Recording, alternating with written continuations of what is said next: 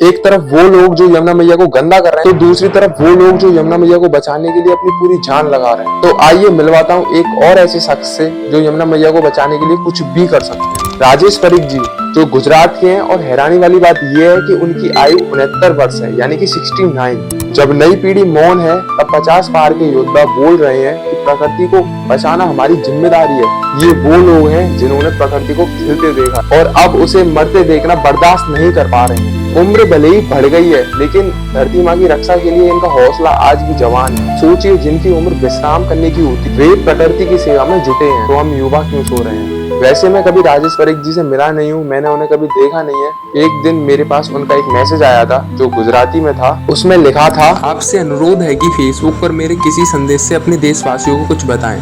भले ही हम पाकिस्तान को अपना नंबर 1 दुश्मन मानते हैं, लेकिन वे हमारे 500,000 सैनिकों को मार रहे हैं। लेकिन हमारा उससे भी बड़ा दुश्मन प्रदूषण है।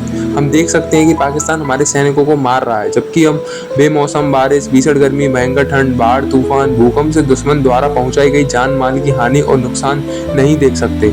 इसलिए हम इस अत्यंत शक्तिशाली दुश्मन प्रदूषण की तनिक भी परवाह नहीं करते। प्रदूषण के कारण पर्यावरण को होने वाला नुकसान ही इन सभी प्रकृति आपदाओं और विनाश की जड़ है। विशेषज्ञ इस बारे में बार बार चेतावनी देते हैं, लेकिन हम इसकी परवाह नहीं करते। हमने प्रदूषण को इजाजत देकर अपनी यमुना मैया को नहीं छोड़ा। सरकार बड़ी बड़ी बातें करती है, लेकिन यमुना नदी की अशुद्धता में कोई बदलाव नहीं आता। हम सही मायने में यमुना भक्त वैष्णव तभी कहलाएंगे जब यमुना जी को अपनी माँ मानकर उनकी सफाई के लिए तत्पर होंगे और जोत से जोत जगाते चलोगी कहावत के अनुसार अन्य वैष्णवों को भी इसमें शामिल करेंगे। यदि सरकार और देशवासी इस अत्यंत विनाशकारी प्रदूषण को रोकने के लिए प्रतिबद्ध नहीं है, तो इससे बड़ा दुर्भाग्य हमारे देश के लिए और क्या हो सकता है। आपके विचार मात्र शब्द नहीं है, बल्कि सत्य है जो हर जागरूक भारतीय के मन को झकझोर देती है। जहां एक ओर हम पाकिस्तान जैसे दुश्मन को देख सकते हैं, वहीं दूसरी तरफ प्रदूषण हमको नुकसान पहुंचा रहा है। सूखा, बेमौसम बारिश, बीमारियां तथा प्रकृति आपदाएं। लेकिन सबसे बड़ा दुख यह है कि इसे हम अनदेखा कर रहे हैं, और अनदेखा कर रही है हमारी नई पीढ़ी।